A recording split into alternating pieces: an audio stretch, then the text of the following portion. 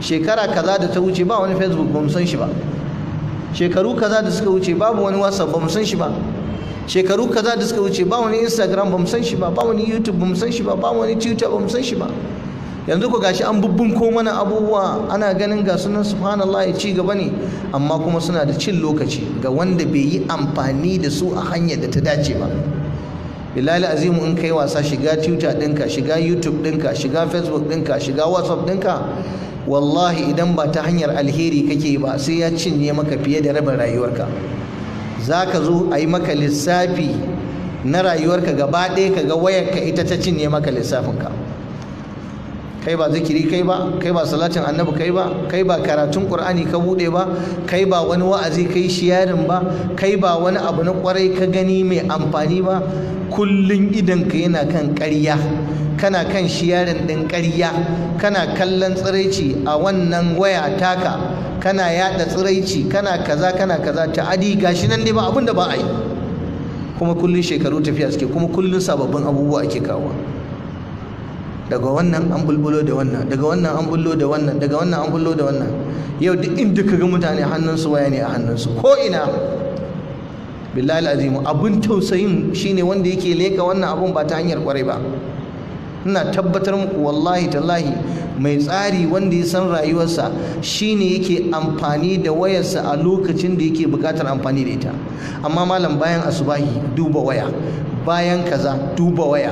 Yanzu ana lockdown din nan, wayoyi ne abokanan hira tun daga safiya har a kira azhar. Wallahi kana chatting kana duba, baka gaji ba, kai ba karanta qur'ani ba, kai ba kai salatin annabi ba, kai bai istighfari ba, ka kalli hotunan mata, ka ji kiɗa, ka ga wani labari na ƙarya, an yi wani sharri ka yada. Gashi nan dai kullun aikin kenan, ga kashe data, ga kashe batir, ga kashe lokaci, ga kaza, kuma ga ba amfani, ga kuma tambaya ranar tashin alkiyama. Bayan azhar haka za ka yi ta yi, bayan la'asar haka za ka yi ta yi. Wallahi sai mutum ya kai karfe 3 karfe 4 na dare da wannan abar a hannunsa, wallahi malam ko gengedi ba zai zo maka ba, musamman in ka shiga wuraren da kake so. Ga kashe ido, ku tambaya ku gani, kashe ido yanzu yawanci idanuwan mu ba su da karfi saboda kullum muna kallon hasken waya. Ku tambayi likitoci za su gaya muku, sai ka gama kallon ka fito sai ga kamar baka gani, saboda hasken ya illata maka ainihin wato idanka, ya illata maka ganinka. Duk wani abu da ka gani ana cewa mai amfani ne, kuma akwai disadvantage ɗinsa. To ya kamata mutum sai mutum ya kansa tsari. A zan rinka duba wayata da WhatsApp ɗina, Facebook ɗina, Twitter ɗina, YouTube zan shiga in duba kaza in duba kaza. Na san me zan duba, ba wai mutum ya ce yawon banza ba a cikin YouTube ɗinsa.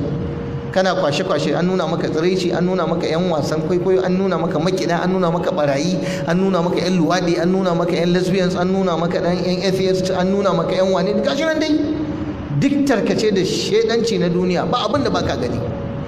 Sannan kuma abin da ya fi komai hadari a rayuwarka shi kai komai ka gani sharing kake yi. Ya kamata ku sani fa sharing yadda ne. Duk wanda ya dauki wani labari yayi sharing ya nuna kamar shi ya faɗa. To kamar yadda za a tambayi wannan wanda ya kirkiri labarin, to kai ma kuma haka za a tambaye ka ranar tashin kiyama wannan abin da kai sharing kenan ka yadda da shi. Ka zo kai sharing din sharri, kai sharing din kage, kai sharing din ƙarya. Mafi rinjayen labarun da suke yawo a cikin WhatsApp in dai ba na wa'azi bane, mafi rinjaye din na ƙarya ne. Kai har na wa'azin ma ana yin na ƙarya, a wa'azin ma ana yin na ƙarya. Jama'a annabi Muhammad ya ce kaza kaza, duk wanda ya kaza zai samu kaza, ka tura mutum 15, in baka tura mutum 15 ba za ka ga bala'i. Ƙarya kake, ba bala'in da zai gani. Sai mutum ya turo maka sako ya ce in baka tura mutum 10 ba za ka ga bala'i. Ko kuma idan ka tura wa mutum 15 wai kana da gidan aljanna. Duk haka ake faɗa. So irin waɗannan abubuwan duk sunan su ɓata lokaci, kuma wallahi sai an tambaye ku. Ban sani ko yan uwa suna fahimta na, Allah ganar da mu.